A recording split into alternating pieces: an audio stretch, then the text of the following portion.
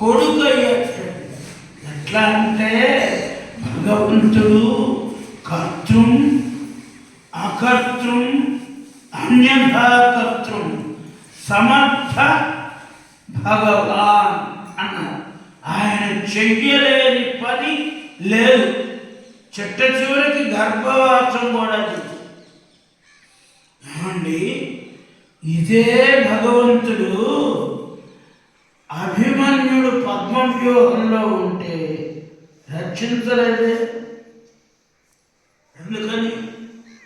మరి అప్పుడు కృష్ణుడు కూడా అందరినీ రక్షించాలిగా, రక్షించరా. కానీ అభిమన్యుడు కుమారుడైనటువంటి పరీక్షిత్ మహారాజు ఉత్తర గర్భంలో ఉంటే సాక్షాత్తు ఉత్తర గర్భంలో ప్రవేశించి ఆ గర్భాన్ని రక్షించాడు. కనుక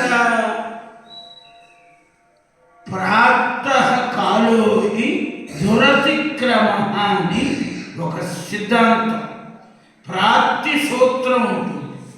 అట్లా బ్రహ్మాస్త్ర జ్వాలల నుంచి బయటపడవేసి కృష్ణ పరమాత్మ ద్వారకకి బయలుదేరితే కుంతీదేవి వచ్చింది. అప్పుడే వచ్చి, ఏమిటయ్యా కృష్ణ, ఇప్పుడే వెళ్ళిపోతావా అని కుంతీదేవి మొదలెట్టింది స్తుతి చేయటం. కుంతీదేవి స్తవం అని 26 శ్లోకాలు. ఈ కుంతి స్తవం కానీ భీష్మ స్తవం కానీ మనుషులను రీఛార్జ్ చేస్తుంది. ఓ పురాణ పురుషుడు అయినటువంటి పరమాత్మ, నీకు నమస్కారం. నమస్య పురుషం త్వా ఆజ్యమీశ్వరం ప్రకృతే పరం అలక్ష్యం సర్వభూతానాం మంతర బహిరవస్థితం. మనం అనుకుంటూ ఉంటాం అంతటా పరమాత్మ ఉన్నాడు, అంతర్బహిష్ట సర్వం, మొత్తం అంతా భగవంతుడు ఉన్నాడు. కృష్ణ సకల ప్రాణులలో అంతర్యామిగా వెలసిల్లుతున్నాడు. నీ అద్భుత లీలలు నా వంటి స్త్రీలకి ఎట్లా గోచరమవుతాయ్యా? కృష్ణ పరమాత్మని అడుగుతోంది, ప్రార్థిస్తోంది.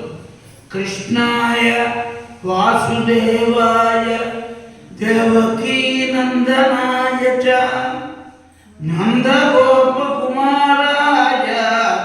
గోవిందాయ నమో నమః. కృష్ణాయ వాసుదేవాయ దేవకీ నందనాయ చ.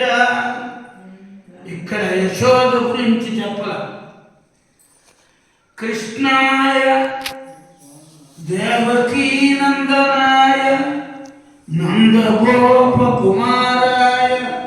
గోవిందాయ నమో నమః.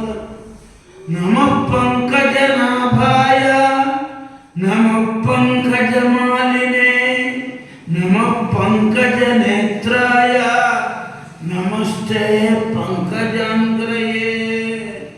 పంకజం పంకజం అంటారు. ఎందుకని? పద్మం.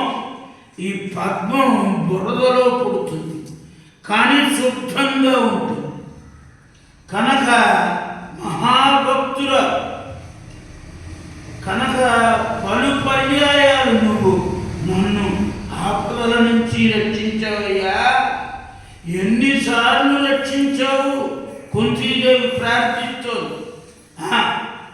నిన్ను చింతించుచు పాడుచున్ పొగడుచున్ నీ దివ్య చారిత్రముల్ వినుచున్ చూతురుగాక లోకులు ఇతరాన్వేషంబులను చూతురే ఘన దుర్జర పర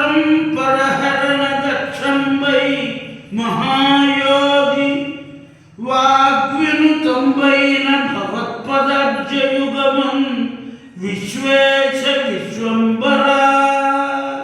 కుంతీదేవి కృష్ణ పరమాత్మని ప్రార్థిస్తుంది. నీ చింతన చేసేవారే నిన్ను దర్శిస్తారు. ఇతరాలైనవి ఏవి ఫలవంతాలు కావు. ఓ కృష్ణ ప్రభు, భక్తులు పదే పదే ఏం చేయాలో తెలుసా? శృణ్వంతి గాయంతి గృహంతి